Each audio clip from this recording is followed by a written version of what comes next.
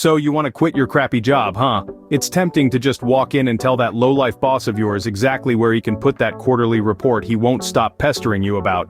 But there's a personally satisfying way to leave your job, one that also makes you a forever legend at the company, and the right way. We're all about doing it the right way, so save your ranting for that unsuspecting telemarketer who calls you right as you sit down for dinner. Let's first assume you're doing this for the right reasons. Hopefully you're not reacting to a one-time event like Tabitha in accounting reporting you for taking home a pack of sticky notes. 1 pack.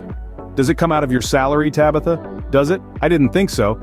If it's a boss you hate, maybe you can transfer to a different department. Or a toxic coworker? Talk to your supervisor about work assignments. There are ways with dealing with painful situations. Things like a lack of growth opportunities, a pattern of disrespect, and an overall culture mismatch are good reasons to cut bait, pull up anchor, and, I don't know, I'm all out of fishing metaphors. But before you jump, let's make sure you're covering all your bases. In this video, we walk through the process of quitting your job and starting a new chapter in your life. First off, don't do anything stupid. Okay, so what's stupid? Do you already have a new job lined up? You better, otherwise, there may be complications. For example, in America, your health insurance is typically tied to your job. Try explaining that concept to someone from every other developed nation on Earth. But it's a fact. And walking away without health insurance is a great way to go broke if you run into some bad luck. So before you have that bye Felicia talk with your boss or send in your resignation email, make sure you're truly prepared to move on. That next job of yours, is it really what you want? There's nothing worse than leaving one place you hate for another one you hate even worse. It's not just about the Benjamins. Take the time to find the right job. Consider the work culture, job responsibilities, and opportunities for growth. It's not easy to start over somewhere. New people, new processes, new favorite bathroom stalls that may or may not have that soft quilted toilet paper you like. You get what I'm saying. So, to make sure you get a job that's a step above your current dumpster fire, update your resume and LinkedIn profile to show them you're a sure thing. As sure as your deadbeat brother-in-law forgetting to bring his wallet to a family dinner. You might have to level up with some training or certifications to get that job you really want. Preparation is everything. So make sure you've done all you can to make your next move the right one. Let's not screw this one up like the last one. Now that you're prepared, when is the right time to say sayonara sucker to your current job? We already talked about securing the next job before leaving your current one. You should also evaluate the economic climate and job market conditions for the new job. Companies can be slow to recognize their financial troubles, or they just pretend to be oblivious while their executives cash in tons of stock options before admitting there is trouble. But hey, the richer they get, the more that helps the economy for all of us, right? Trickle-down economics, anyone? Anyway, there are countless examples of a hiring spree being immediately followed by layoffs.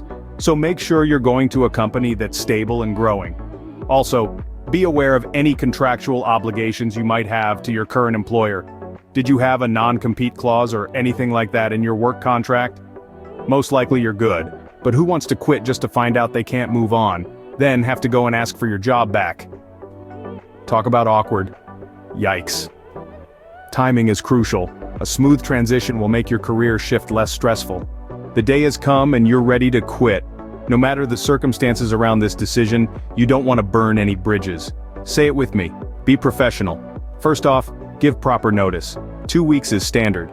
It gives them a little time to figure out how to transition your work to others, and fill that cavernous hole of unmatched productivity and achievement you're leaving behind. Or who will take over all that online shopping on company time, or the office gossip that will be sorely missed. As for what to tell them, just pretend it's your bitter racist grandma at Thanksgiving dinner and hold in the verbal tirade you'd love to unleash. You want to stay in her will, right? Same thing here. You might need these people later. Maintaining good relationships with former colleagues and bosses isn't just about being polite. It's about preserving valuable connections and future references. You'll be out of there soon, and thankfully your hateful granny won't be around forever. Just suck it up and move on. Tell them you have accepted another position elsewhere and give a reason that is honest, but preserves your relationship. If you've done a good job for them, they may offer you more money to stay. Be prepared for this, and ask yourself what it would take to stay, if anything.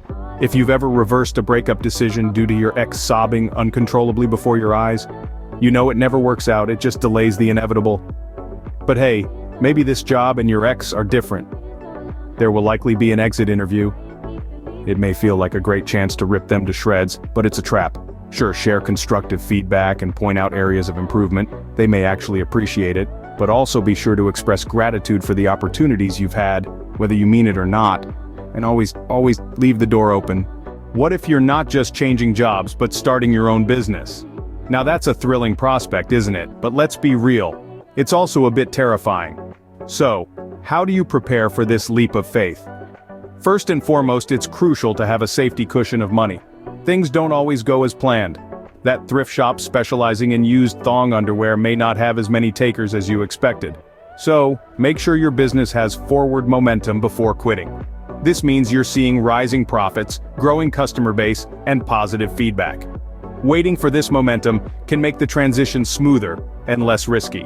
Next, consider your expenses. Remember that thing I said about health insurance in America? Don't get me started. But if you're not covered under a spouse's plan, you'll need to budget for that cost. And don't forget about those sneaky, unexpected costs that pop up at the worst times. Cars break down, dogs eat things that need to be surgically extracted, and friends knock over TVs when drunkenly twerking to Miley Cyrus at 2 a.m. Wrapping up, remember to do your homework, quit gracefully, and take extra care if you are launching out on your own. If you enjoyed this video, please like it and subscribe to the channel. Or leave me a comment about how lame my jokes are. The algorithm likes both.